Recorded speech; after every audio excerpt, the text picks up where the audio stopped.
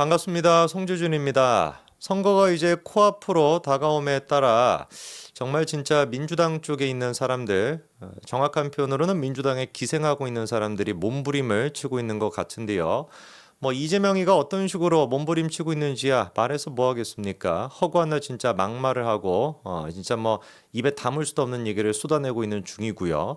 그리고 또 양문석 같은 경우는 버티기로 들어간 것 같습니다. 이제 와가지고 논란이 됐던 그 아파트를 팔고 시세 차익이 발생하게 된다면 기부하겠다라고 하고 있는데 지나가는 진짜 강아지도 안 웃을 법한 그런 얘기죠, 그렇죠? 애당초 지금 새마을 금고에서 관련돼서 조사를 진행하고 있고 이게 사기 대출이라는 게 드러나게 된다면은 대출금을 회수를 시킬 거 아니겠습니까? 당연히 그러면 양문석이 집 안 팔고 100이겠어요? 또다시 무슨 캐피탈 통해 가지고 돈 빌려 가지고 그거 갚을 겁니까? 말도 안 되는 소린 거잖아요. 이제 와가지고 무슨 집 팔아 가지고 내 진심을 알아달라 정말로 사죄드린다 택도 없는 소리죠, 그렇죠? 그리고 민주당 쪽에서 진짜 입에 담을 수도 없는 막말들 김준혁이라고 하는 이 교수답지도 않은 교수가 지금 막 튀어나와가지고 하고 있는 얘기 들어보면 기가 찰 뿐입니다. 그리고 또 문재인도 마찬가지죠, 그렇죠? 전직 대통령이라고 하는 사람이 자기 70년 평생 윤석열 정부만큼 못하는 정부를 본 적이 없다라고 하고 있는데 원래 민주당 쪽에서 그런 식으로 주장해 왔던 게 박근혜 전 대통령뿐만 아니라 박정희 전 대통령이나 아니면은 전두환 전 대통령 다 어떤 식으로 얘네들 주장합니까? 다 독재다라고 주장하지 않아요? 제일 극혐하다시피 했던 게 박정희 전 대통령이나 아니면 전두환 전 대통령, 이승만 전 대통령 아닙니까? 얘네들 관점에서 봤었을 때는 민족사관 같은 관점에서 봤을 때는 그런 거 아니에요? 민주화 관점에서 봤었을 때는 그런 거 아니겠습니까? 근데 이제 와가지고 70평생 제일 지금 최악이 누구라고 얘기하는 거예요? 윤석열 정부다 이런 얘기 하는 거예요. 그러니까 이기기 위해서라고 한다면 민주화 투사가 됐거나 투쟁이 됐거나 지금까지들이 주장해왔던 거가 됐거나 싹 다 그냥 뒤집어 엎어도 상관없다라는 것이죠. 아니 그리고 대통령이라고 하는 양반이 특정 정당을 위해 가지고 이런 식으로 선거운동한다라는 거 그거 자체가 상식적입니까? 그러니까 애당초 문재인이라고 하는 인간은 대한민국 국민들을 대표했던 것이 아니라 특정 계층과 특정 인간들 그 개딸과 깨문이들 이런 애들만 대표했던 대통령이라는 겁니다. 그러니까 지지율이 무슨 최소 40% 나왔다 이런 게 결코 얘한테는 훈장이 될 수가 없는 겁니다. 그리고 언론들도 마찬가지입니다. 어떻게 해서든지 간에 지금 윤석열 정부를 깎아내리기 위해 가지고 한동훈 위원장을 깎아내리기 위해 가지고 필사적인데 이번에 윤석열 대통령이 담화문 그 담화를 하지 않았습니까? 50분이 넘는 시간 동안 그 담화를 발표를 했습니다. 근데 그거에 대해 가지고 많은 분들이 도대체 왜 윤석열 대통령이 의대 증원 문제에 대해 가지고 관심이 있었는지에 대해 가지고 공감하셨을 것 같아요. 그리고 또 나아가가지고 민주당이나 그리고 조국혁신당이나 툭하면 대통령에 대해서 탄핵하겠다라고 하는데 그게 얼마나 말 같지도 않은 소리인지에 대해 가지고 윤석열 대통령 본인 스스로가 또 얘기를 했으니까 그런 부분에 대해서 공감이 됐을 겁니다. 대통령이 국민 앞에서 50분 가까이나 그런 식으로 얘기한다라는 게 쉬운 일이 아니잖아요. 그런데 언론들이 의대 증원을 늘리는 거에 대해 가지고는 동의를 하다 보니까 그거에 대해서는 딴지를 걸지 못하고 왜 도대체 기자회견으로 하지 않고 담화문을 발표하는 형태로 했냐 이거야말로 불통이다 라고 주장을 하는 거는 이건 진짜 억까 아니겠습니까? 대통령이 예를 들어가 추진하고 있는 그 정책적인 방향성에 대해 가지고 문제가 있다라고 비판하는 것이 아니라 갑자기 언론들이 의사 편으로 빙의를 해가지고 지금 누구 편을 제가 지금 말씀드리는 것이 아니라 의사 편이 잘됐다 정부 편이 잘됐다 이 말씀을 드리는 것이 아니라 자기들의 정책적인 목적 윤석열 대통령을 까내리기 위해 가지고 의사들의 입장만을 집중적으로 보도하는 그런 모습을 보여주고 있는 거잖아요. 정작 지도도 뭐에 동의를 하고 있는데 의대 정원수를 늘려야 된다라는 걸 동의하면서도 의사들이 얘기하는 윤석열 대통령의 불통이다 뭐다 이런 것만 지금 보도하고 있지 않습니까? 대통령이 분명히 어떻게 했어요? 1월 달부터 시작해가지고 계속해가지고 대화를 하자라고 요구해 왔습니다. 그런 부분에 대해 가지고는 언론들이 보도를 안 하고 있습니다. 참 진짜 그러니까 구질구질한 거죠, 그렇죠? 이번에 제가 소개시켜드리고자 하는 것도 마찬가지인데 이런 기사가 있습니다. 쓰레기, 후진놈 거칠어지는 한동훈의 입, 왜 그런 것일까라고 하는 기사입니다. 그러니까 한동훈 위원장이 선거가 다가옴에 따라 가지고 입이 거칠어지고 있다라는 거예요. 요컨대 이런 식으로 지금 나와 있습니다.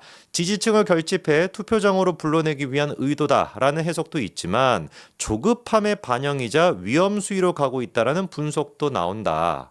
기자가 지금 하고 싶은 얘기가 뭐겠어요? 조급함의 반영이자 위험 수위로 가고 있다. 요 얘기를 사실상 지금 기자가 하고 싶은 거 아니겠습니까? 그러면서 또 한동훈 위원장이 그러면 구체적으로 어떤 식으로 막말, 거칠어진 입을 보여주고 있다라는 것이냐? 김준혁과 이재명의 쓰레기 같은 말. 그게 바로 그 사람들이 권력을 잡았을 때 여러 번 위에 군림하면서 머릿속에 넣고 정치로 구현할 철학이다. 이게 지금 기자가 판단하기에는 한동훈 위원장의 조급함의 반영이자 위험 수위로 가고 있는 분석의 근거라는 것인데 이게 도대체 뭐가 잘못된 얘기입니까? 김준혁과 이재명의 쓰레기 같은 말. 그게 바로 이 사람들이 권력을 잡았을 때 여러분들을 대표하는 모습이 될 것이다. 이게 도대체 뭐가 막말이고 뭐가 도대체 입이 거칠어졌다라는 거예요? 김준혁이 뭐라고 얘기했는데요. 이 지금 기자가 김준혁의 그 막말에 대해서 비판을 합니까? 김준혁이 뭐라고 했습니까? 박정희 권력으로 성적인 욕망을 채운 인물이다.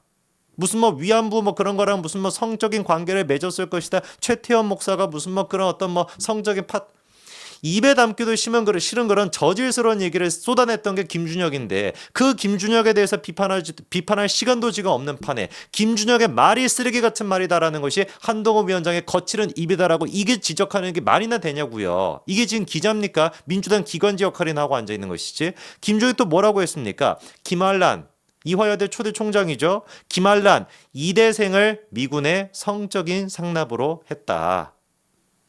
근거가 있습니까? 아무런 근거가 없습니다. 뚫린 입이라고 아무에게나 지금 짓거리고 있는 거예요. 최소한의 언론이라고 한다면은 이런 지금 김준혁에 대해 가지고 비판하는 그거에 초점을 맞춰야 되는 거 아니겠습니까? 저는 이쯤 되면은 장해찬 후보에 대해 가지고 도대체 민주당이 왜 그렇게 길길이 날뛰는지가 의문스럽습니다. 장해찬 후보가 했던 얘기랑 지금 김준혁이 했던 얘기 수위로 생각해 봤을 때 막말 정도로 생각해 봤을 때 누가 더 심각한 겁니까? 김준혁이 100번이고 1000번이고 10,000번이고 더 심각한 거 아니에요? 그러면서 또 한동훈 위원장이 거친 입에 근거로 들고 있는 게 이거예요. 우리는 범죄의 싸움에서 이긴다. 이거는 영화 제목처럼 범죄의 전쟁이다. 이게 무슨 뭐 강도 높은 발언을 반복했다라고 하는데 이게 무슨 놈의 강도 높은 발언입니까? 다 맞는 얘기인데 범죄의 싸움 맞는 거죠. 범죄의 전쟁을 치르고 있는 거 맞지 않습니까? 이재명 대표도 마찬가지인 것이고 조국도 마찬가지인 것이고 사실상 이재명 같은 경우는 수많은 혐의로 기소가 돼가지고 재판을 받고 있는 와중인 것이고 총선 전날에도 재판받으러 가야 됩니다. 대장동에 대해서. 조국 같은 경우는 이미 재판을 통해가지고 1심 2심에서 유죄까지 나온 상태인데 이게 지금 범죄의 전쟁이지 범죄의 싸움이지 뭔 놈의 싸움이겠어요 그러면은. 정상인과의 싸움을 지금 하는 겁니까? 이재명 대표도 막말이라고 한다면은 지금 저 김준혁이 저리 가라 정도예요. 지난번에 또 무슨 얘기했습니까? 여당이 읍소 작전을 시작했다. 악어의 눈물이기 때문에 속으면 안 된다. 이따위 소리를 했는데 이재명 본인 스스로가 악어의 눈물 아닙니까? 몇 번이나 눈물을 흘렸습니까? 형수한테 무슨 그런 얘기 해가지고 지난 대선 동안에도 수도 없이 눈물을 흘렸던 게 그게 이재명이 아닙니까? 그거야말로 악어의 눈물이지. 당연히 악어의 눈물 아닙니까? 한 톨만큼이라도 이재명이가 형수한테 죄송스러운 마음이 있겠어요? 그 진정성이 있겠습니까? 지 아들 또한 마찬가지로 논란 터지니까 그냥 아들은 남이죠 이래버리는 인간인데 이번에 그래가지고 한동훈 위원장이 이재명에 대해 가지고 직격을 날렸습니다. 뭐라고 얘기했냐? 형수 욕설 드러나니까 눈물 흘렸던 거 그거야말로 이재명인데 그 이재명이야말로 악어의 눈물을 흘리는 거 아니냐. 대한민국이 언제까지 이따위 정치를 봐야 되냐라고 한동훈 위원장이 직격을 날렸습니다. 정확한 표현이 이재명 대표가 정말 그 쓰레기 같은 형수 욕설을 하지 않았냐. 그게 드러난 다음에 국민한테 미안하다며 눈물을 흘렸는데 그거야말로 악어의 눈물이다. 이게 도대체 틀린 얘기가 뭐가 있습니까? 그러면서 또 이재명 대표, 조국혁신당 대표는 국민들께 자기를 지켜달라고 징징댄다. 우리는 그런 거 없다라는 거야. 범죄 혐의가 있지를 않으니까. 정치에 관심 없는 분들은 어차피 정치는 후진 사람이 하니까 관심이 없다라고 생각할 수 있는데 그러면 안 되신다. 그러면 더 후진 놈이 여러분을 지배하게 될 것이다. 더 후진 놈이 거들먹거리게 될 것이다. 이것도 지금 기자가 무슨 거친 입이라고 하고 앉아있는데 이재명이 지난번에 3월 달에 뭐라고 했습니까? 한강벨트에 가가지고 이런 얘기 했었죠.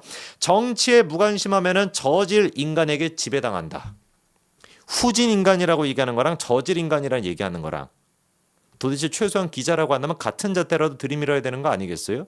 그리고 또 이재명이 진짜 무식하다는 생각이 드는 게 그때 이렇게 얘기했습니다. 아리스토텔레스는 정치에 무관심한 자는 결국 가장 무능하고 저질인 인간에게 지배당한다고 말했다. 이렇게 이재명이 얘기했는데 이거 아리스토텔레스가 한 얘기 아니거든요. 플라톤이 국가론에서 했던 얘기입니다. 정확한 워딩도 아니거니와 비슷한 얘기를 갖다 플라톤이 국가론에서 했던 얘기죠. 자기 스승이었던 소크라테스랑 뭔가 가짜로 대화를 가상으로 대화를 주고받는다라는 거를 가정했던 게 그게 이제 플라톤의 그 국가론 아닙니까? 거기에서 나왔던 얘기인데 뭔 놈의 아리스토텔레스예요. 그러니까 아는 게 그냥 뭐 하나도 없다라고 얘기할 수는 없겠지만 이런 지금 수준밖에 안 되는 겁니다. 입만 열면은 구라를 치고 입만 열면 막말을 내놓고 뭔가 그럴싸하게 얘기한 거 들어보니까 팩트체크 후보는 가짜고 이런 사람이 여러분들을 대표한다라는 걸 이거를 받아들이실 수 있겠습니까?